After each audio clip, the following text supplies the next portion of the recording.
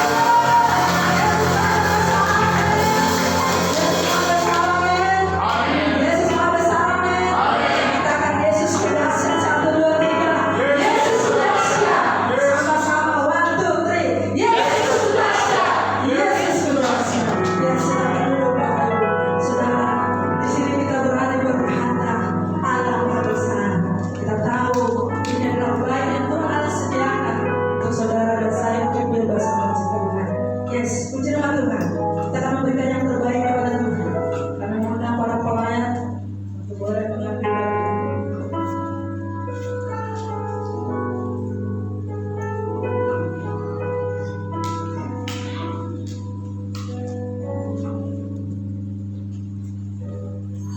Persiapkan persembahan yang terbaik bagi Tuhan.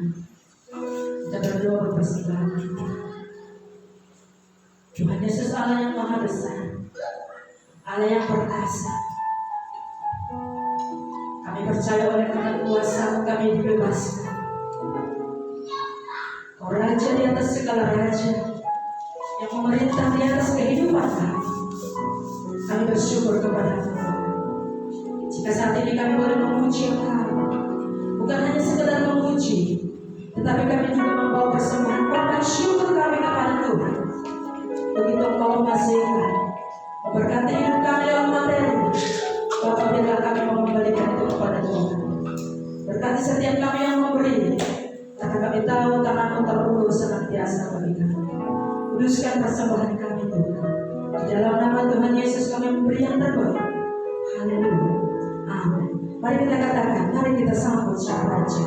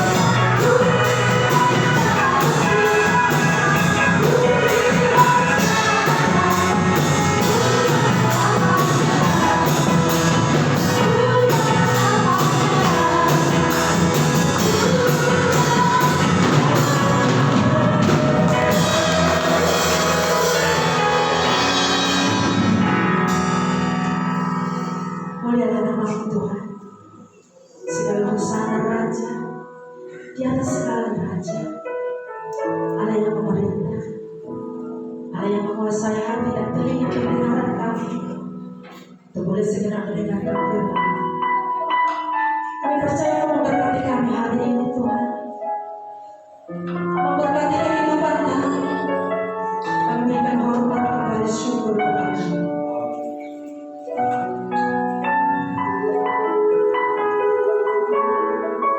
Mari kita sama-sama bangkit berdiri.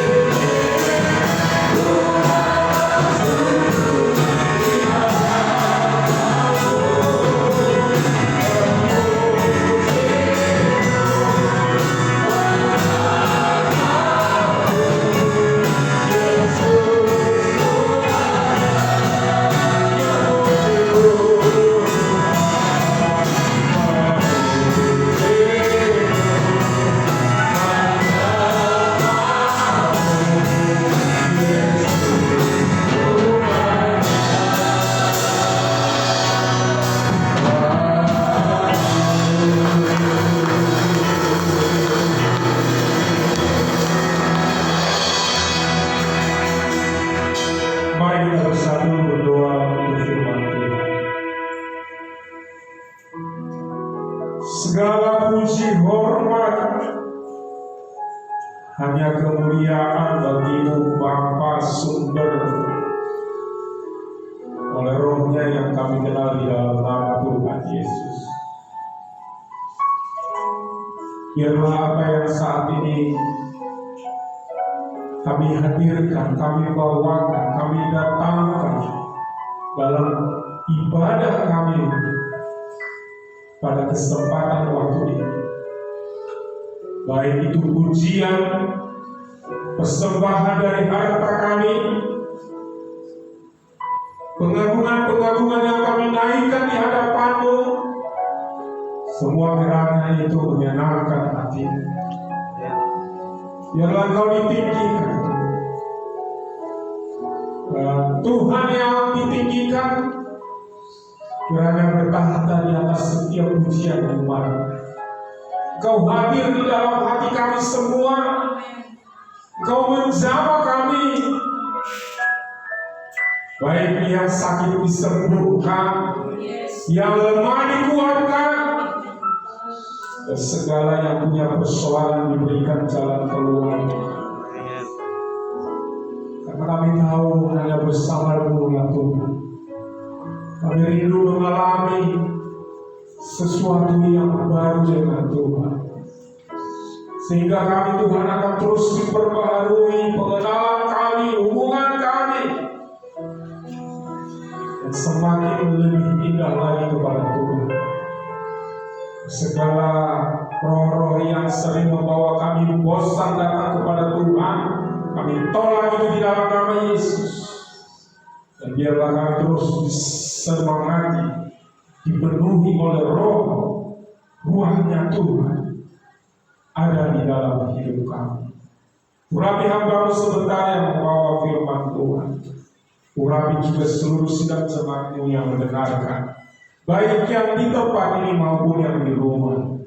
Jikalau ada roh-roh yang mengganggu kami, yang bukan dari Tuhan, dalam pemberitaan firman-Mu, kami minta proteksi-Mu dan kami tolak itu di dalam nama Tuhan Yesus. Terima kasih Bapa yang baik. Saat ini kami siap mendengarkan firman-Mu. Di dalam nama Tuhan Yesus Kristus kami sudah berdoa. Mari kita bersama-sama yang percaya katakan amin. Silakan duduk Bapak Ibu. Saya mau menyapa Bapak Ibu yang ada di rumah maupun yang ada di tempat ini dengan kata Shalom. Tuhan, biar kiranya kita mempersiapkan hati kita, pikiran kita mendengarkan firman Tuhan. Karena firman Tuhan adalah hakikat daripada pribadi Allah itu sendiri, yang tidak hanya kita lihat dari sisi kata-kata, tetapi ada di dalamnya satu kekuatan oleh rohnya, ada satu pencerahan, ada satu motivasi, ada satu gairah kekuatan yang sanggup membuat saudara semakin kuat dalam menjalani hidup. Jadi firman Tuhan itu adalah kuat, lebih kuat dari gunung-gunung yang ada di dunia ini. Itulah sebabnya Tuhan pernah berkata bahwa bumi boleh lenyap, tetapi firman Tuhan tidak akan lenyap. Segala materi di bumi ini di angkasa boleh lenyap, tetapi perkataan Tuhan, firman Tuhan yang adalah Tuhan itu sendiri tidak akan lenyap. Oleh karena itu mari kita baca firman Tuhan dengan rendah hati. Kita buka hati kita untuk mendengarkannya. Kita siapkan piring-piring rohani kita diberkati, dan kita akan baca firman Tuhan. Makanan rohani kita terambil dari kitab Yohanes pasal 2. Nanti kita akan bacakan ganti-gantian Yohanes pasal 2 ayat pertama sampai ayat yang ke-11. Yohanes pasal 2 ayat yang pertama sampai ayat yang ke-11. Saya minta kita bergantian membacakannya. Saya ayat pertama, Bapak Ibu ayat yang kedua. kita bersahut-sahutan. Sudah dapat Bapak Ibu? Amin. Mari saya akan bacakan ayat yang pertama Bapak Ibu, ayat yang kedua sampai nanti bersama-sama terakhir ayat yang ke-11. Yohanes pasal 2 ayat yang pertama, perikopnya adalah perkawinan di Kana. Pada hari ketiga ada perkawinan di Kana yang di Galilea, dan ibu Yesus ada di situ.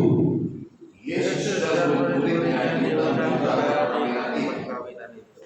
Ketika mereka kekurangan anggur, ibu Yesus berkata kepadanya, mereka kehabisan anggur. Kata Yesus kepadanya, mau apakah engkau datang itu? Satu belum tiba. Tetapi ibu Yesus berkata kepada pelayan-pelayan, apa yang dikatakan kepadamu, buatlah itu. Situlah datang tempayan yang disediakan untuk basuhan dulu ada orang yang masing-masing isinya 2 galon. Yesus berkata kepada pelayan-pelayan itu, isilah tempayan-tempayan itu penuh dengan air, dan mereka pun mengisinya sampai penuh. Lalu kata Yesus kepada mereka, sekarang jerolah dan bawalah pada pemimpin pesta. Lalu mereka pun membawanya. Setelah pemimpin pesta itu mengecap air yang telah menjadi anggur itu, dan ia tidak tahu dari mana datangnya, tetapi pelayan-pelayan yang mencedok air itu mengetahuinya, ia memanggil mempelai laki-laki Dan berkata kepadanya, setiap orang memindahkan anggur yang baik dahulu, dan sesudah orang puas minum, barulah yang kurang baik. Akan tetapi engkau menyimpan anggur yang baik sampai sekarang. Ayat 11 sama-sama. Hal itu dibuat oleh Yesus di Kana yang di Galilea sebagai yang pertama dari tanda-tandanya, dan dengan itu ia telah menyatakan kemuliaannya, dan murid-muridnya percaya kepadanya. Saudara-saudara yang dikasih dalam Tuhan, kalau kita lihat kehadiran Yesus di muka bumi, saudara akan belajar dan baca dalam Alkitab. Mereka semua yang pernah dekat dengan Yesus tidak pernah langsung tahu bahwa Yesus ini adalah Tuhan. Mereka tidak pernah berpikir bahwa yang mereka temani, yang mereka anggap dia sebagai guru, yang mereka lihat dia sosok yang baik, lalu berpikir, oh ini Tuhan. Tidak. Keberadaan Yesus adalah murni keberadaan secara manusia, sama seperti saudara dan saya, sama seperti murid-murid Tuhan Yesus saat itu ada, di mana mereka berjalan bersama dan kehidupan mereka melakukan aktivitas yang sama. Namun yang kita lihat, bahkan Yesus pernah berkata bahwa dia bukan mengerjakan pekerjaan dunia. Dia tidak terfokus kepada mengembangkan usaha bapaknya sebagai tukang kayu, jadi dia menjadi seorang pengusaha yang nanti bisa menjadi pengusaha lemari terbesar di dunia. Tidak.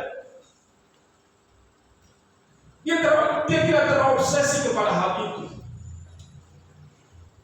Tapi dia memang mengerjakan pekerjaan surgawi. Dia memang tujuannya membawa Injil kerajaan Allah dari surga ke dunia.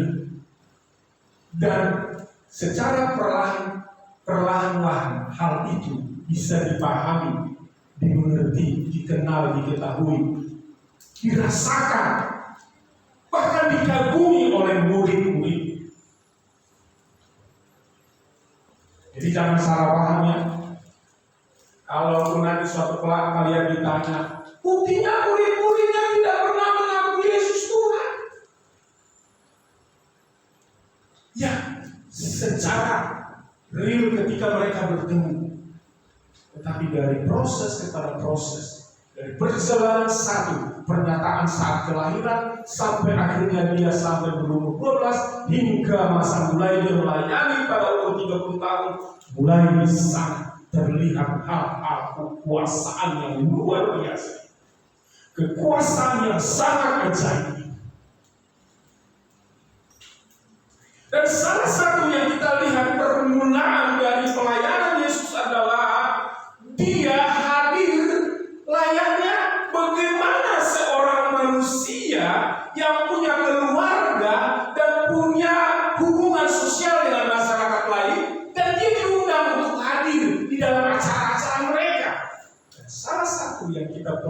tadi dan kita sudah baca, Yesus diundang kemana saudara? Saudara baca nggak sih tadi? Yesus diundang kemana saudara? Ke pesta perkawinan. Saya melihat kayaknya jemaat kita ini belum ada yang mau menikah lagi ini untuk diundang jemaat seluruh hadir di dalam perkawinan. Saudara, Yesus pun sebenarnya bukan Yesusnya yang diundang siapa saudara? Ibunya Maria. Pada hari ketika ada perkawinan di Kana yang di Galilea dan ibu Yesus ada di situ. Karena ibu Yesus ada di situ, Yesus dan murid-muridnya diundang juga ke perkawinan itu. Saudara yang dikasih dalam Tuhan, pada kesempatan ini khotbah saya akan saya buat judulnya adalah dari ayat 2. Yesus dan murid-muridnya diundang juga ke perkawinan itu. Dalam bahasa lain saya akan buat agak sedikit keren bahasa Inggrisnya. Welcome to Jesus. Mari menerima sikap yang baik terhadap Yesus. Mari undang Yesus kalau istilah Alkitab.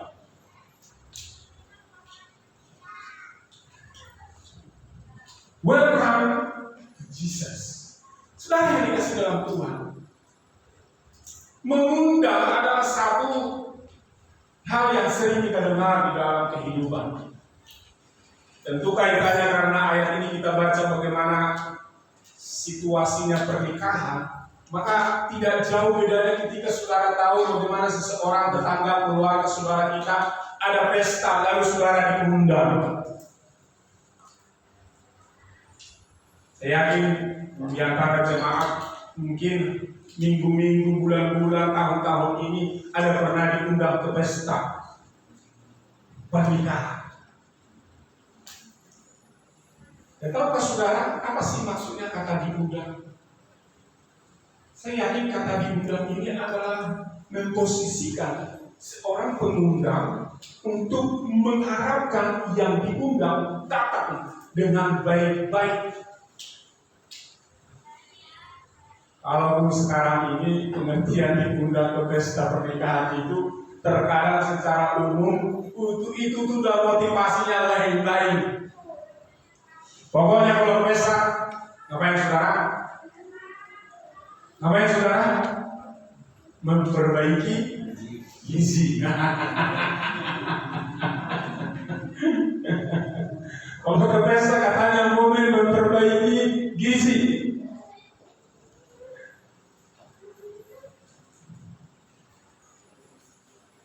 Kalau yang dikenal dekat yang berpesta itu adalah orang yang adalah sahabat karib, so pasti dari pesan.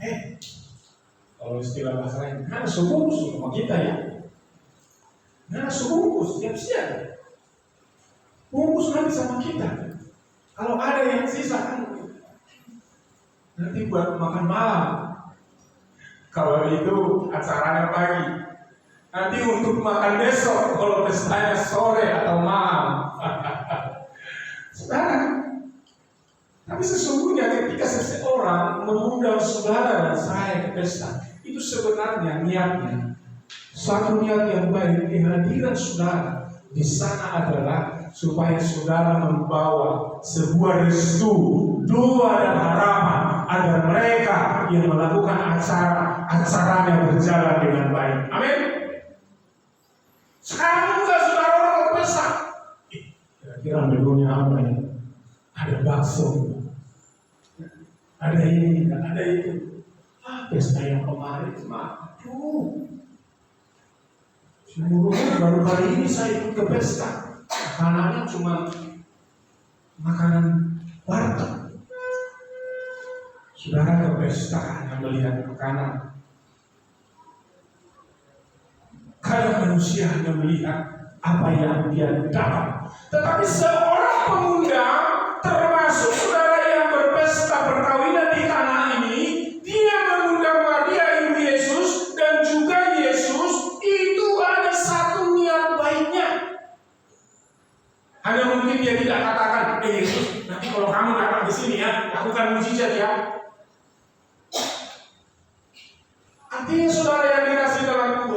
mari juga kita siapkan hati kita. Tidak harus selalu ketika ada acara, tidak selalu ketika saudara ada satu persoalan, tidak selalu ketika saudara punya pergumulan, baru meminta kepada Yesus, Tuhan tolong.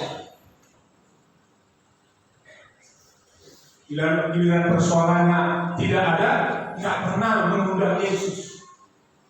Giliran masalahnya banyak, baru mengundang Yesus.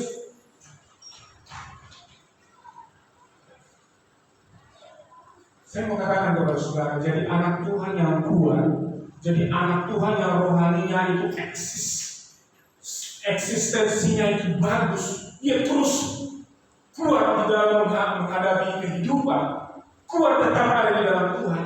Itu bukan pada saat saudara ada masalah baru datang kepada Tuhan. Di saat saudara ada masalah atau tidak ada masalah, saudara harus mengundang Yesus. Amin. Jangan ketika saudara ke gereja baru berdoa, giliran tidak ke gereja nggak pernah mengundang Yesus. Saudara dalam situasi apapun harus mengundang Yesus. Taruh baik-baik Yesus di hatimu dan jangan pernah curigai Yesus di dalam imanmu. Panggil Dia, yakinkan.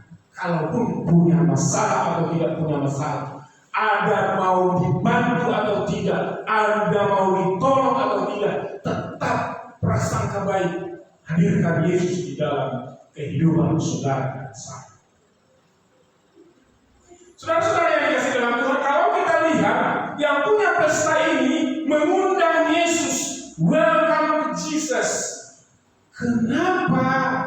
Apakah maksud dan tujuannya? Sesungguhnya sebagai pengundang, dia hanya berharap Yesus datang dengan baik-baik. Tetapi ketika kita mengundang Yesus, ketika kita berharap kehadiran Yesus, maka ada satu perkara yang terjadi yang tidak pernah kita pikirkan, yang tidak pernah kita tahu, bahwa Yesus di dalam situasi yang kita tidak tahu, Tuhan Yesus akan menolong saudara. Terbukti saudara apa yang terjadi? Ada satu cerita luar biasa dari proses demi proses ayat-ayat ini yang membuat saya sangat terkagum-kagum. Bagaimana si pengundang pesta, si punya pesta ini mengundang Yesus, ada hal-hal yang ajaib terjadi di dalam dirinya. Kalaupun dia tidak tahu bagaimana cara keajaiban itu. Saudara, saya mau sampaikan, jangan pernah ketika saudara langsung berdoa, lalu saudara anggap doa langsung dijawab Tuhan. Itu bukan orang beriman. Jangan ketika ada satu masalah dalam hidupmu, lalu ketika saudara punya masalah, lalu saudara berdoa, langsung saat itu juga ada jalan keluar. Lalu saudara menganggap itu langsung terjadi. Itu bukan orang beriman. Tapi ada masalah maupun tidak ada masalah, saudara tetap panggil Yesus. Maka apa yang terjadi saudara? Coba kita lihat ayat yang ketiga. Kita baca bersama-sama Yohanes pasal 2 ayat yang ketiga. 2, 3, ya. Ketika mereka kekurangan anggur, Yesus berkata kepadanya, mereka kehabisan anggur. Ayat 4, kata Yesus kepadanya, mau apakah engkau daripadaku, Ibu? Saatku belum tiba. Sekarang lihat, yang punya pesta tidak pernah kepikir, yang punya hajat tidak pernah kebayang, tidak pernah terencana ada masalah di dalam acara mereka. Masalahnya apa saudara? Pesta mereka kehabisan anggur. Pernah nggak sih saudara pengalaman ketika saudara punya acara atau pesta, kalaupun itu tidak selalu pesta pernikahan atau pesta apa saja, yang mungkin yang pernah panitia di gereja kita ini, ketika kita merayakan hari kelahiran Yesus, di dalam hari Natal pesta merayakan kelahiran Yesus, lalu menyediakan konsumsinya kurang. Sepengamatan saya sepertinya tidak pernah. Mana yang ada berkelebihan. Paling-paling masalahnya adalah makanannya. Ada yang suka, ada yang tidak suka. Mudah-mudahan nanti panitia dari Natal kita menyediakan makanannya yang terbaik. Amin. Yang disukai. Amin. Saudara, coba bayangkan, yang diundang itu 50, konsumsinya kurang 50, taruhlah 20. Kira-kira apa yang terjadi, saudara? Wow, pasti nanti ketika rapat nanti, aduh gimana sih kemarin kita salah berhitung ya, kok bisa begitu ya? Atau kalau saudara merancang sesuatu, saya yakin saudara akan menambahkan beberapa jumlah dari target makanan itu supaya jangan sampai kurang. Dan itu pasti. Tetapi saudara anehnya, yang punya pesta ini tidak pernah kebayang mereka tidak bisa anggur. Dan tahukah saudara, anggur di zaman dahulu itu bukan seperti anggur sekarang. Makanya kalau di dalam Alkitab kita ada disebut minum anggur. Jangan bayangkan minum anggur zaman dahulu itu sama seperti minum anggur sekarang ya. Itu beda. Anggur dahulu itu nggak ada alkoholnya sekarang. Kalaupun memang di dalam anggur itu ada sebuah proses yang membuat saudara bisa mabuk. Iya. Tapi zaman dahulu belum ada alkoholnya, murni saudara. Anggur yang bulan-bulan diperas keluar airnya disalin sehingga itu jadi murni diminum. Dan tahulah saudara, anggur dahulu itu adalah minuman termahal. Jangankan dahulu saudara, sekarang aja anggur juga buah mahal.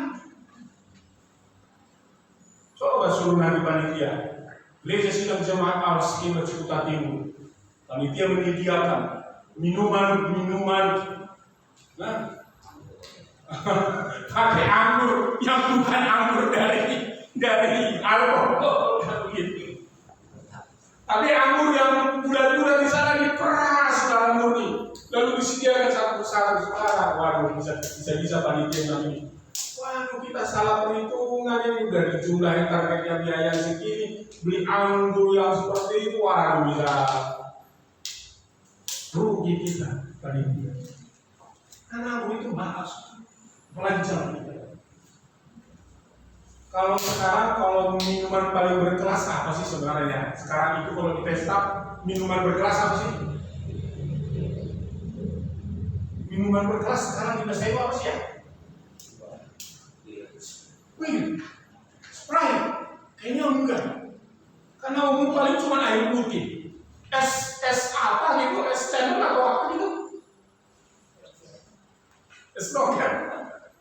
Apa itu? Es durian.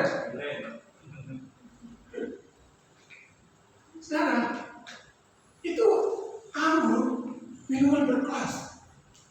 Bayangkan yang diharap-harapkan orang minuman itu habis, pasti ngomongan di dalam.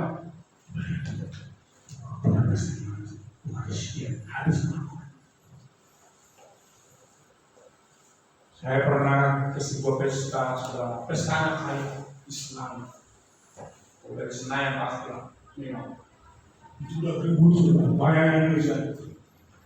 Sampai sedikit beromong-omong karena ini menu yang sangat spesial sudah. Jarang ditemukan di rumah. Jangankan di rumah, di pasar pun makan. Ya habis bayar begitu. Ya habis. Rasanya kecil. Seperti itulah kira. Tetapi kan yang punya pesta nggak tahu itu habis. Yang menangani itu kan pelayan pesta. Yang menangani mengurusi kurang lebihnya itu makanan itu pelayan pesta. Tetapi saudara, bagi tamu-tamu yang diundang, orang-orang yang diundang itu sebuah keadaan yang sangat memalukan. Kalaupun yang punya pesta tidak tahu, tetapi undangan sangat merasa kecil. Ya Saudara-saudara yang dikasih dalam Tuhan, mengundang Yesus dalam hidupmu bukan berarti masalah tidak ada. Amin. Amin. Engkau berdoa kepada Yesus bukan berarti hidup ini aman-aman saja. Ketika engkau rajin beribadah, rajin memberikan persembahan, rajin memberikan perpuluhan, bukan berarti saudara tidak ada persoalan. Intinya Yesus diundang ke ini, persoalan ada. Saudara, pernah nggak saudara berpikir ketika engkau dekat dengan Yesus? Pernah nggak saudara ketika saudara melayani Yesus? Pernah nggak saudara mengalami ketika saudara sungguh-sungguh datang kepada Yesus? Masa lalu malah tambah, masa lalu makin banyak. Pertanyaannya kenapa? Jangan tanya kenapa, tetapi mari kita lihat bahwa Yesus hendak mengajari jemaat Tuhan, kita semua ini, bagaimana ketika kita mengundang Yesus di dalam persoalan. Saudara mengatasi persoalan itu bersama dengan Yesus. Itu persoalan. Kalau selama ini saudara terbiasa mengatasi persoalan hanya dengan kekuatanmu, tidak ada nilai spiritualnya, tidak ada nilai rohaninya, tidak ada iman di situ berisi bahwa saudara mengandalkan Tuhan. Yang Tuhan tahu dalam setiap persoalanmu, engkau menjalani persoalan masalah ini di dalam Yesus. Caranya bagaimana saudara? Mari kita lihat di dalam ayat yang kelima. Kita coba baca bersama-sama ayat yang kelima. 2, 3. Ya, tetapi Ibu Yesus berkata kepada pelayan-pelayan, apa yang dikatakan kepadamu, buatlah itu. Saudara, saya mau katakan kepada saudara, menghadapi persoalan, kita harus belajar taat kepada Yesus. Amin. Kita harus belajar taat. Taatnya di mana? Ibu Yesus berkata kepada pelayan-pelayan, karena pelayan-pelayan ini kan yang mengurusi makanan, saudara. Seperti yang saya gambarkan tadi, makanan ini kurang lebih dan itu tugasnya para pelayan-pelayan. Kalaupun nanti yang bertanggung jawab atas ini mungkin perusahaan yang menyediakan makanan ini, perusahaan yang sudah dipesan tentang makanan itu. Tapi permasalahannya yang menghadapi masalah ini adalah pelayan-pelayan. Tapi saudara, pelayan-pelayan yang merasakan kekhawatiran takut. Kenapa? Jangan-jangan malah dibilang, wah, jangan-jangan disembunyi pelayan-pelayan. Kan begitu. Tapi Ibu Yesus Maria saudara, mencoba merasakan perasaan pelayan-pelayan itu. Lalu dibilang sama pelayan-pelayan. Tapi Ibu Yesus berkata kepada pelayan-pelayan, apa yang dikatakan kepadamu, buatlah itu. Dalam menghadapi kita mengiring Yesus, mengundang Yesus dalam hidup kita, ketika ada persoalan, apapun yang terjadi, jangan persoalan yang dilihat, jangan masalah yang dilihat, tetapi lihat apa yang dikatakan Yesus dalam kehidupanmu. Sering kita membesar-besarkan masalah, lebih besar masalah daripada Yesusnya. Sering kita tidak melihat Yesus, tidak mengenal Yesus, bahkan tidak lagi peduli kepada Yesus oleh karena masalah kita. Saudara, ini yang sering di dalam iman kita, akhirnya kita tidak teguh mengundang Yesus, welcome kepada Yesus. Saya mau katakan saudara, Yesus itu tetap apapun yang terjadi dalam hidupmu, Yesus itu tetap memandang engkau baik adanya. Amin. Kalaupun ada permasalahan, ada persoalan, Yesus tetap memandang engkau baik adanya. Ingat itu. Salam dulu kiri kanan. Bro, ada persoalan atau tidak persoalan, apalagi saat ini persoalan, Yesus tetap memandang engkau baik. Amin.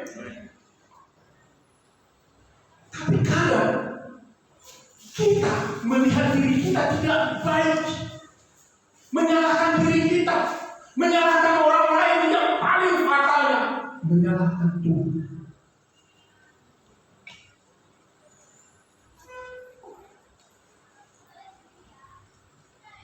Ibu Yesus berkata, lakukan apa yang dikatakan oleh Yesus.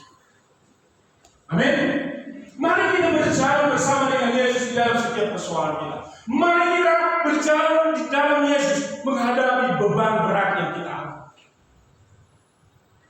Dan saudara, kalau saudara belajar taat, berjalan di dalam Yesus menghadapi persoalan, maka Yesus akan turun tangan setiap persoalan saudara. Amin. Yesus akan hadir. Buktinya mana? Mari coba kita lihat saudara, ayat 6 dan 7. Langsung Tuhan kita Yesus respon sekali atas persoalan-persoalan yang ada pada mereka. Kita baca bersama-sama ayat 6 dan 7. 2, 3. Ya, di situ ada 6 tempayan yang disediakan untuk pembasuhan menurut adat orang Yahudi. Masing-masing isinya 2-3 buyung. Yesus berkata kepada pelayan-pelayan, isilah tempayan-tempayan itu penuh dengan air, dan mereka pun mengisinya sampai penuh. Saudara, kita harus senantiasa mengimani dan mempercayai apa kata Yesus terhadap hidup. Jangan apa kata dunia, jangan yakini apa kata manusia tentang hidup. Kita harus percaya apa kata Yesus. Karena kalau Yesus yang berkata, saudara, dia tidak lihat sebesar apapun masalahmu, dia tidak lihat sebesar apa persoalanmu, dia tidak lihat apa saat ini keadaanmu, berapa anggur yang kurang, berapa beratnya persoalanmu. Tapi Yesus hanya mau engkau menuruti perintah, menuruti firman-Nya, setia datang kepada Dia dan percaya akan kuasa.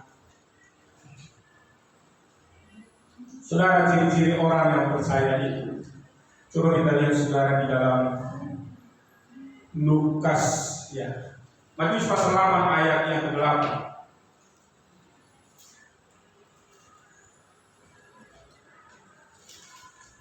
Satu Matius pasal 8 ayat 8, dan yang kedua Lukas 7 ayat 7. Coba kita lihat saudara konteks permasalahan ini apa yang terjadi. Matius 8 ayat 8, demikian firman Tuhan.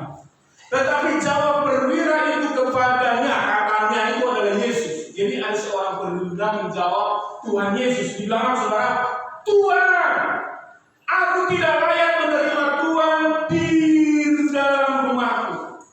Katakan saja sepatah kata, maka hambamu itu akan sembuh. Itu dalam Matius pasal 8 ayat yang ke-8. Lukas pasal 7 ayat 7 sama sebenarnya ceritanya, tetapi lebih spesifik kalimatnya bilang ini. Sebab itu aku juga menganggap diriku tidak layak. Nah, ini perwira ini malah mengatakan rasanya dia tidak layak.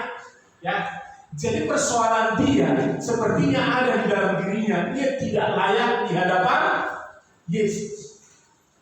Lalu karena dia merasa tidak layak, tidak pantas di hadapan Yesus, dia bilang apa saudara? Tetapi dia datang kepada Yesus, katakan saja sepatah kata, maka hambaku itu akan sembuh. Ini ceritanya perwira ini punya hamba saudara. Lalu dia minta Yesus datang. Dia merasa sepertinya tidak layak mengundang Yesus di rumahnya. Padahal dia orang kaya saudara. Dia pejabat, perwira. Loh, kenapa dia tidak merasa pantas? Artinya ada masalah dalam hidup. Ada persoalan yang membuat dia sepertinya tidak layak kepada Tuhan. Tetapi perwira ini membuat konsep berpikir bagaimana dia percaya kepada Yesus. Sekalipun aku tidak layak, saya yakin Yesus sanggup melakukan mujizat. Sepatah kata saja, sekalipun dia tidak datang ke rumahku, maka hambaku akan sembuh. Itu iman yang luar biasa. Itu namanya berjalan di dalam Yesus. Itu artinya yakin bahwa Yesus sanggup mengatasi masalah. Amin. Berarti dia punya masalah. Sering kita merasa, Tuhan, aku tidak layak. Karena kita merasa tidak layak, kita lari dari Tuhan.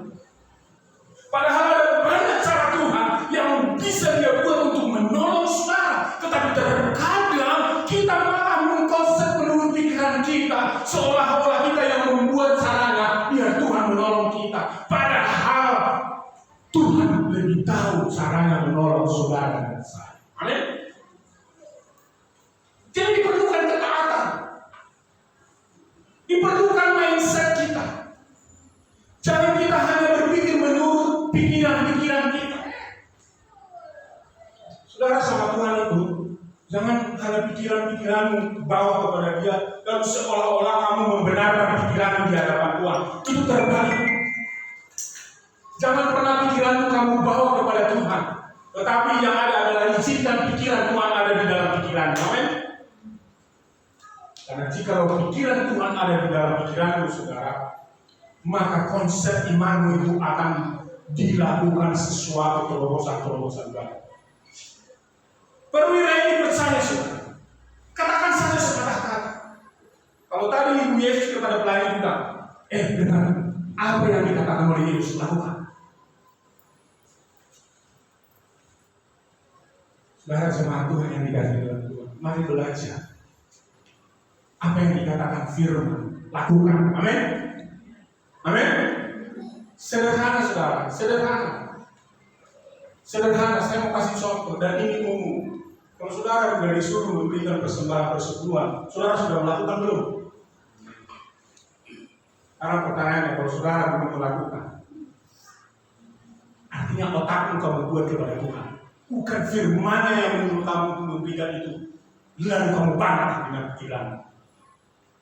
Otaknya seperti apa, saudara? Tuhan, duit saya kan sedikit. Emang Tuhan pernah bilang gini, banyak dulu kasih baru saya terima? Gak pernah Tuhan bilang begitu. Kamu kan konsep pikiranmu, saudara. Kamu yang mengkonsep. Lepas jemaat sejarah gereja sedang jemaat Allah jangan sampai seperti ini cetek imannya, saudara. Karena begini cetek imannya, saudara sangat tidak akan melihat terobosan-terobosan yang baru di hadapan Tuhan. Saudara akan merasa kelelahan. Mulai berpikir, masuk kepada cara berpikir Tuhan. Kalau perpuluhan itu saudara bayangkan begini. Saudara ada level. Mungkin begini saudara. Saudara punya gaji 4 juta sebulan. Kalau yang baik itu full 4 juta sebulan, berarti saudara harus kasih 400.000 setiap sekali sebulan. Itu kalau yang baik. Kalau di atas lebih high, baik lagi saudara, high good-nya itu kalau barangkali dikasih gaji 4 juta, perpuluhan 400, dia tambahin lagi 600.000, itu lebih baik lagi. Artinya imannya luar biasa. Kalau yang kurang baik saudara, gajinya udah ada 10 juta, baik dari sini, tapi yang dikasih cuma hanya 200.000, yang 10 juta harusnya berapa saudara kalau 10 juta? Berapa yang gembala? 10 juta, 10 berarti berapa saudara? 1 juta. Kalau 5 juta berapa saudara? 500.000. Kalau hanya dikasih saudara 1 juta, 5 juta, lalu dikasih cuma hanya 250.000, itu kurang baik saudara. Kurang dengar-dengaran. Apalagi 5 juta cuma dikasih 100.000 saudara. Ini nggak akan pernah ada terobosan. Yang ada makin hilang duitnya saudara. Caranya bagaimana?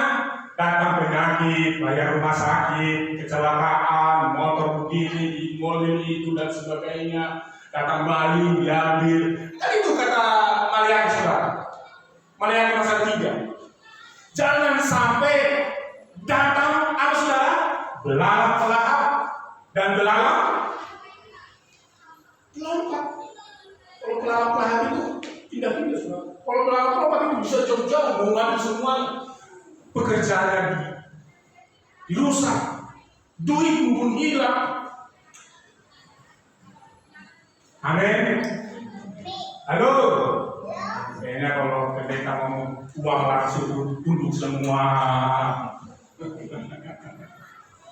Saudara, saya ngomong begini, supaya kau diberkati, amin. Nggak ada saya katakan begini, saudara jangan kasih kepada Tuhan, pasti saudara kumpulin banyak, engkau akan diberkati. Itu terbalik, nggak ada firman Tuhan bilang gitu. Kau usah kasih kepada Tuhan, kau usah kasih ke gereja, kau usah kasih persembahan banyak-banyak, engkau akan kumpulin duit, nanti berkat kau akan melimpah. Nggak ada kata begitu. Yang Tuhan katakan, beri yang terbaik kepada Tuhan, amin. Panitia datang harus berani bilang kepada jemaat, beri yang terbaik. Jangan bilang ini, ya seberapa pun saudara-saudara. Kalau seberapa saudara, itu dia yang menentukan. Kalau beri yang terbaik saudara, yang harusnya dia kasih 500.000, dia kasih 1 juta, itu baru terbaik. Itu contoh ketaatan. Itu contoh. Makanya boleh melihat saudara beberapa jemaat di gereja kita baru 1-2 orang yang taat, kami lihat ya. Dari sisi perpuluhan. Karena kami kan bisa gambarkan, ini pekerjaannya begini, pasti gajinya ada segini. Rata-rata yang namanya Jakarta itu biarlah kan begitu. 4 juta, 5 juta. Tapi ini kasih kok segini ya. Berarti dia belum taat. Cuman kami gak berani ngomong. Tadi kalau di mimbar saya ngomong saudara, amin. Gak datang kami ngomong, mana gajimu perpuluhanmu? Bisa sakit hati nanti saudara. Tapi kalau di khotbah ini saya harus ngajari saudara, amin. Dari usaha ini berapa? Dari gaji ini berapa? Kumpulin, seberapa kamu kasih? Supaya saudara nanti berkata, amin.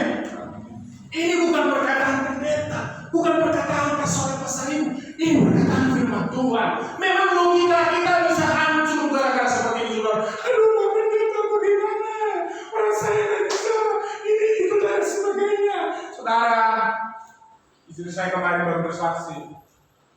Ada pengalaman satu yang luar biasa. Dia udah sering bilang, berikan kepada gereja, berikan kepada gereja. Tahukah saudara, malah semua uangnya hilang. Hilangnya pun aneh-aneh saudara. Saudara harus belajar bertobat, amin.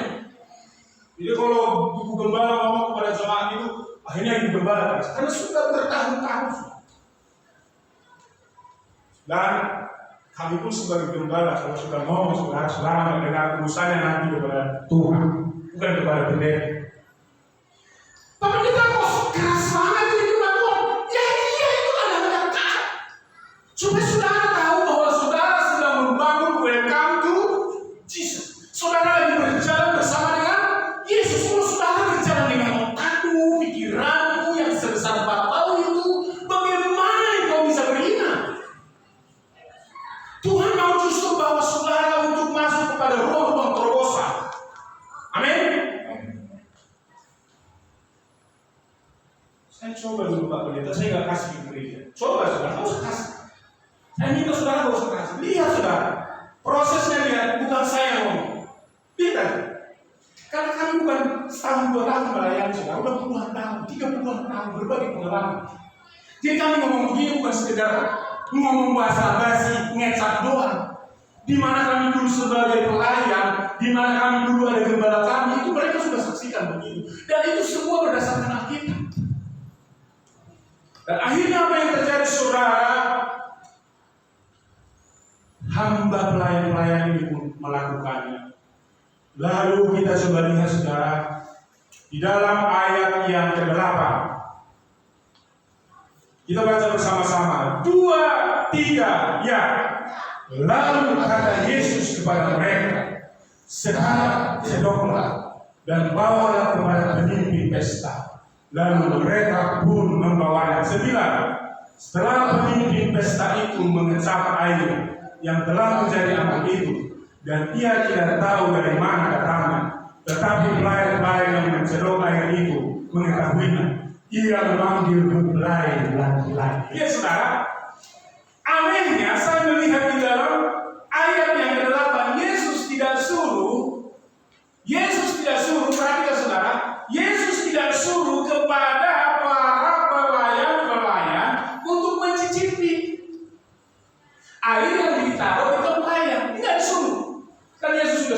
udah isi nih tempayan-tempayan, isi air. Mestinya kan secara logika saudara harusnya memang gini. Kalau kamu boleh cicipi dulu, mesti itu pelayan harus dicicipi. Untuk apa? Memastikan air ini jadi anggur kan gitu. Tetapi ya sudah apa? Tidak disuruh mencicipi, sudah dibilang apa? Bawa kepada pemimpin. Bawa kepada pemimpin pesta. Saudara, kalau saudara coba bayangkan, saudara disuruh membawa air yang mana masyarakat yang diundang untuk ke pesta itu, ketika saudara bawa itu adalah dianggap anggur. Lalu saudara bawa itu air dari tempayan itu ke pemimpin pesta, kira-kira saudara berani nggak? Contohnya begini, datanglah jemaat dari rumah, kenapa? Kita bungkuslah satu plastik kiloan, 1 kilo. Kita bawa air ke pendeta, kita buahkan supaya ini nanti jadi susu semua. Dan saudara bawa, haleluya, puji Tuhan, jadikan ini air jadi susu supaya nanti diberikan mujizat dan pendeta kami minum susu, kan begitu Pak? Saudara mungkin mencoba berpikir seperti itu di pertengahan jalan, apa yang saudara pikirkan? Saudara begini, iya, apa benar nanti ini air jadi susu? Kan gitu. Pelayan pesta itu juga begitu, saudara. Saya disuruh bawa air ke pemimpin pesta. Jangan-jangan saya nanti malah dipecat saya. Risiko, saudara. Jadi orang beriman itu risiko luar biasa. Amin. Jadi seorang yang percaya itu memang harus terlihat saudara sepertinya bodoh. Saudara memberikan juga sesuatu ketaatan untuk diberikan kepada rumah Tuhan, persembahan kepada Tuhan itu kelihatan seperti bodoh, saudara. Makanya pendeta senior saya dulu pernah bilang begini di mimbar ini, bilang begini. Saudara kalau mau ngasih perpuluhan persembahan, jangan kamu berpikir kamu kasih kepada pendeta. Amin. Lalu gimana dong? Ketika kamu kasih persembahan ini, saudara kamu taruh, kamu kasih itu kepada siapa, saudara? Kepada Tuhan.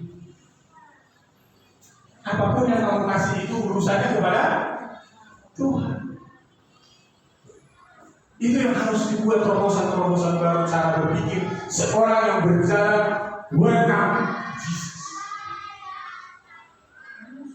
Dan tahu saudara apa yang terjadi? Di dalam ayat yang ke-9 dikatakan, setelah pemimpin pesta itu mengecap air yang telah menjadi anggur, dan ia tidak tahu dari mana datangnya. Saudara, saya mau katakan kepada saudara, mukjizat tidak pernah kita tahu datang dari mana. Kalau saudara tahu contohnya hari ini datang, dari gaji saya, itu tahu saudara dari gaji. Hari ini datang dari usaha saya, itu tahu saudara dari usaha saudara. Tetapi kecuali begini, yang harusnya penghasilan sebulan ini dari usaha saya 4 juta, tetapi akhirnya dapat 10 juta. Ini baru mujizat. Hal-hal seperti itu yang kita tidak tahu kalau kita welcome to Jesus. Kita mengundang Yesus. Terjadi air menjadi anggur. Tidak tahu dari mana datang. Bagaimana caranya? Saudara, saya mau katakan kepada saudara, mujizat Tuhan masih berlaku sampai sekarang ini. Amin. Saudara tidak tahu nanti bagaimana cara Tuhan memberkatimu. Saudara tidak tahu nanti bagaimana cara Tuhan mengangkat engkau menjadi seorang yang diberkati. Kita tidak tahu, saudara. Tetapi saya mau sampaikan kepada saudara, janji Tuhan adalah iya dan amin. Dia akan berkata ketika saudara percaya kepada Dia, mujizat pasti terjadi. Undang Yesus di dalam hidup, di dalam usahamu, di dalam pekerjaanmu, di dalam keluargamu. Karena ketika kita mengundang Yesus, Yang punya pesta saudara tidak tahu, ya, yang punya pesta tidak pernah tahu permasalahan itu. Amin. Saudara, kalau kita mengiring Yesus seperti itu, kita melihat ada persoalan, ya, tetapi kadang kita tidak tahu pertolongan Tuhan seperti apa caranya. Namun saya mau katakan kepada saudara, jika saudara mengundang Yesus dan saudara mau taat kepada Yesus, saudara setia kepada Yesus, saudara sungguh-sungguh melakukan kehendak Yesus, seperti perwira itu dikatakan, dia punya masalah tidak layak dengan Yesus. Katakan saja sepatah kata, maka Yesus melakukan mujizat. Saudara baca itu, mujizat terjadi kepada hamba. Kalau sekarang disebut itu pembantu rumah tangga. Mujizat terjadi, saudara. Dan ayat yang ke-10 dikatakan, saudara, apa yang terjadi? Dan berkatalah kepadanya, setiap orang yang menghidangkan anggur yang baik dahulu, dan sesudah orang puas minum, barulah yang kurang baik. Akan tetapi engkau menyimpan anggur yang baik sampai sekarang. Amin. Mujizat Tuhan terjadi, ya. Akan terjadi stabil pertolongan Tuhan dalam hidup. Amin. Biasanya orang sekarang pertama-pertama terlihat lebih berlaku, pertama-pertama setia, pertama-pertama yang terbaik, lama-lama udah enggak mau, bosan, malas, kurang berkat, hanya lama-lama mengasih kepada Tuhan. Tapi orang yang ada di dalam Yesus, orang yang setia di dalam Yesus, orang yang mengundang Yesus, selalu berkata, bahkan dikatakan yang terbaik akan ada. Amin. Saudara mau melihat yang terbaik dalam hidupmu? Ingat, undang Yesus, panggil Yesus, maka Dia akan melakukan yang terbaik. Saudara tidak tahu bagaimana cara yang membuat yang terbaik dalam hidup. Karena saudara adalah manusia biasa. Di depan bisa gunung persoalan menghambat saudara. Di sebelah kiri bisa gunung menghambat persoalan-persoalan hidup. Di sebelah kiri, kanan, belakang, semuanya bisa terlihat mentok dan tidak ada jalan keluar. Tetapi ketika kita percaya kepada Tuhan, saudara angkat tangan, maka Tuhan akan turun tangan. Saudara berserah, maka Tuhan akan peduli, akan setia pertolongan, sehingga hidupmu mengalami terus di musim kering stabil. Amin. Musim COVID pun sudah stabil. Amin. Tuhan tolong terus. Amin. Rahasianya saudara satu, biar kiranya saudara undang Yesus. Yang kedua, taatlah. Yang ketiga, lakukan apa yang diberitakan Yesus. Dan yang keempat, saudara akan melihat hidup stabil dan terus konsisten di dalam Tuhan. Amin. Tuhan kiranya memberkati. Saya mengajak saudara menyanyikan pujian yang sudah kita nyanyikan tadi. Pemain musik saya udah masuk depan. Kita katakan, ya Tuhanku, aku hendak bermazmur bagimu. Renungkan firman Tuhan, nyanyikan pujian pengagungan kepada Tuhan, maka Tuhan akan hadir di dalam hidup. Amin. Kita bangkit berdiri saudara. Datang kepada Tuhan yang sungguh-sungguh. Kita akan bawa doa kita kepada Dia yang sanggup menolong saudara. Seperti halnya peristiwa di Kana sanggup menolong mereka dalam setiap persoalan mereka. Ya Tuhanku,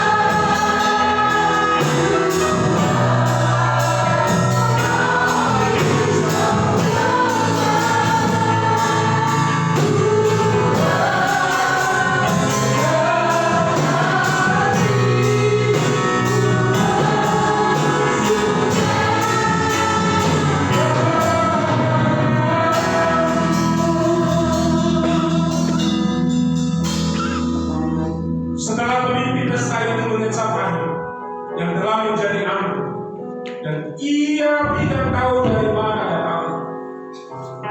Saudara tidak pernah tahu mujizat terjadi dari mana. Tapi kita harus percaya kepada Yesus. Dan mujizat akan terjadi bukan dengan cara pikiran. Tinggalkan pikiran-pikiran lama itu. Berubahlah hari ini kepada pikiran-pikiran yang baru, dan berjalanlah dengan terobosan-terobosan berdasarkan firman Tuhan. Pelan-pelan kau mulai. Tidak harus selalu panik. Buktikan dirimu mau memberi yang terbaik kepada Tuhan.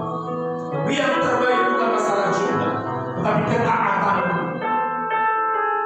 Maka ketika kau menurut Yesus dalam ketaatan, mujizat akan terjadi. Kau tidak tahu dari mana. Dan inilah yang akan Yesus dengar manis dari mulut saudara, bahwa apa yang baik datang dari Tuhan dengan mujizat-mujizatnya akan nyata padamu. Di dalamnya kau akan terus semakin bertumbuh. Sudah lama menjadi orang Kristen, sudah lama menjadi jemaat di sini, tetapi tidak pernah bertumbuh dalam hal terobosan-terobosan untuk memberikan yang terbaik kepada Tuhan. Berubah, mulai pelan-pelan. Tuhan mau mendidik engkau hari ini. Kau akan lihat yang terbaik. Saudara, nyanyikan pujian ini sekali lagi refnya saja. Kita akan mau menyembah Tuhan, katakan bersama-sama. Inilah yang menunjukkan. Oh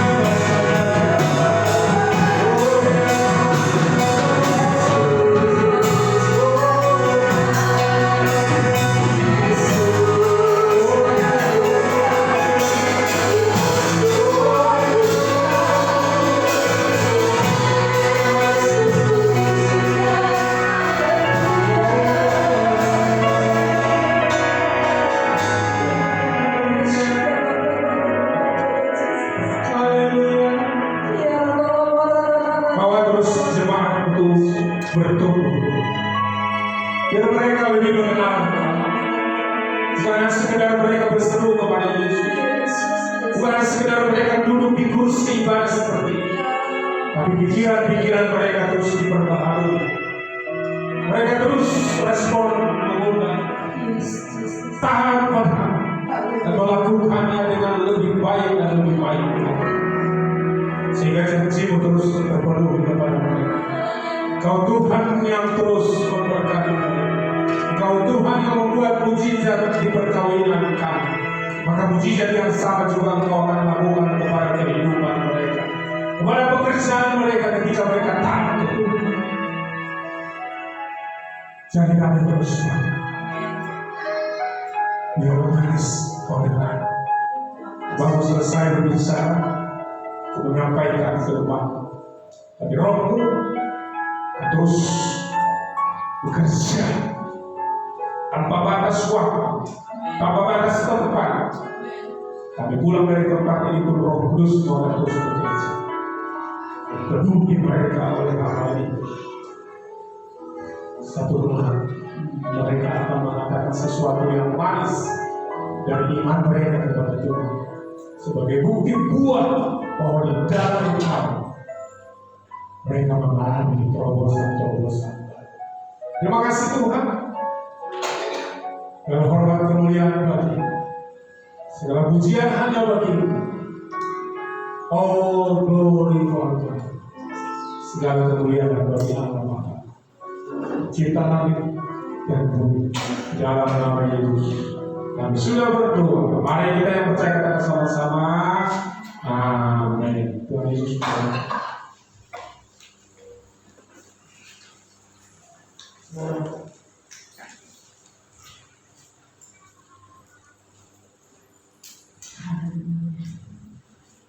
Siap diberkati, amin. Sudah diberkati, amin. Saya tanya sekali lagi, siap diberkati, amin. Sudah diberkati, amin. Yes, tepuk tangan bagi Tuhan. Amin. Ketika kita siap diberkati,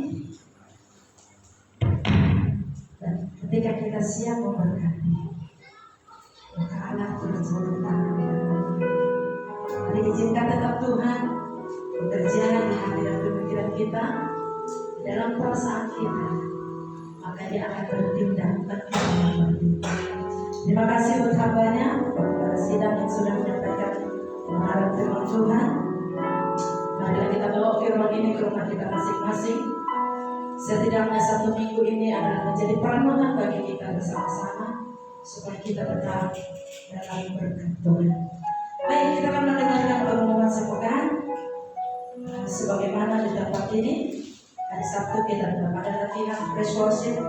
Mari kita, para pelan-pelan Tuhan, saya tetap imbau supaya kita mengupayakan untuk boleh latihan di tempat ini. Kita memberi yang terbaik kepada Tuhan, ya, karena kalau kita dengan persiapan yang baik juga, ujian dan penambahan pun semakin baik, dan orang-orang yang kita butuh pun boleh menikmati hadirat Tuhan. Jadi silakan para pelayan Tuhan untuk hari Minggu berkoordinasi di dalam grup BPM. Dan yang kedua, tanggal 30 hari Sabtu ada Harnas Youth Sebanten via Zoom. Kemarin saya sudah kirim QR-nya ke grup youth, juga saya sudah kirim undangannya ke grup youth supaya para youth Gereja Citi boleh memperhatikan. Nanti untuk koordinasinya seperti apa? Apakah mungkin di rumah masing-masing atau juga nanti mau bersama-sama di tempat ini berkoordinasi kepada ketua remaja di tempat ini, yaitu Abang Teofani, ya. Saya kira itu saja untuk urusan dana Natal. Saya tetap menyerahkan kepada ketua panitia Natal selalu update di grup untuk menghimbau dan selanjutnya kepada para panitia yang sudah terpilih untuk lebih agresif. Saya kira itu saja. Tuhan berkati kita semua. Kita akan akhiri ibadah kita pada siang hari ini. Mari kita sama-sama bangkit berdiri. Kita akan berdoa syafaat. Kita akan tutup dengan doa berkat oleh Bapak Kepala Sidang di tempat ini. Mari kita katakan kepada Tuhan, kemuliaan bagi Allah di tempat ini.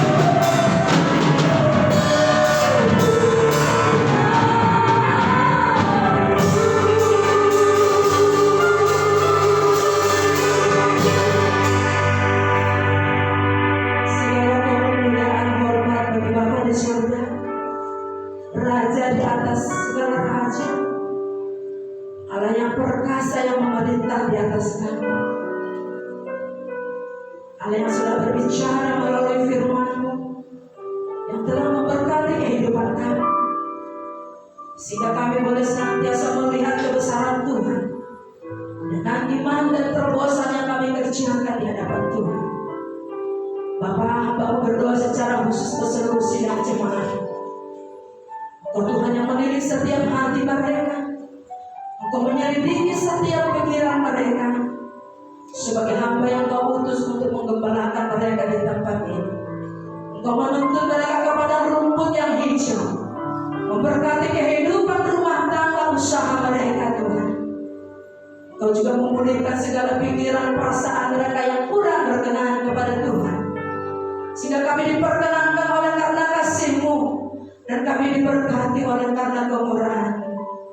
Terpujilah Engkau Bapa yang baik yang setia kepada kami. Kami berdoa segala Tuhan program kami di tempat ini memberkati kami. Baik itu program pembangunan gereja yang belum selesai kami bawa ke hadapan Tuhan.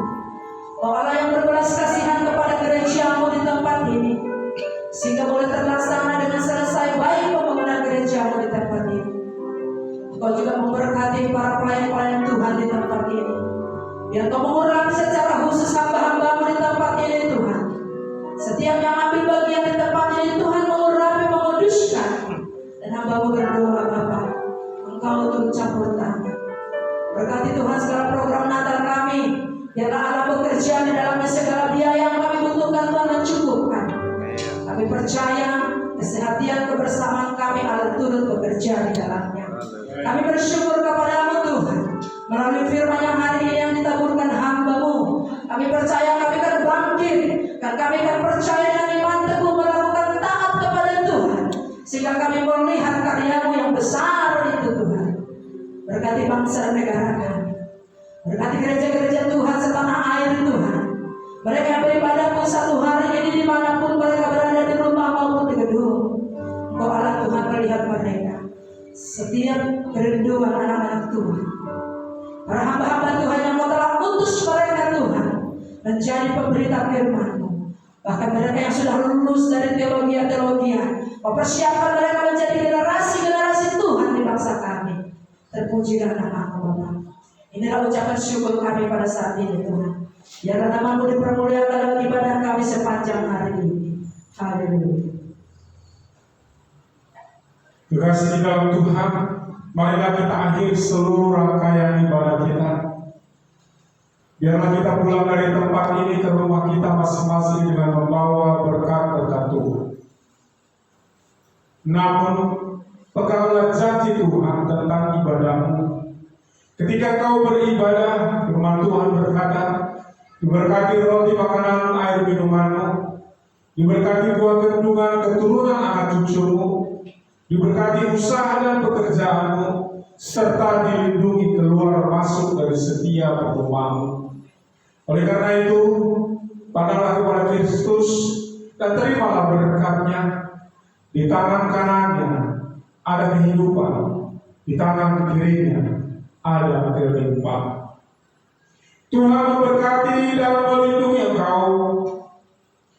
Tuhan menyinari engkau dengan wajah-Nya dan memberi engkau kasih karunia. Tuhan menghadapkan wajah-Nya kepadamu dan memberi engkau damai sejahtera. Sebab damai sejahtera yang daripada Allah Bapa, cinta kasih daripada Yesus Kristus, pertolongan dan penghiburan oleh Roh Kudus, kiranya terus menyertai kita dari sekarang sampai selama-lamanya. Maranatha, Tuhan Yesus menjemput sayang-sayangnya. Di dalam nama Yesus kami telah menerima berkat-Mu. Di dalam nama Yesus kami akhiri ibadah kami. Terima kasih untuk kehadiran-Mu.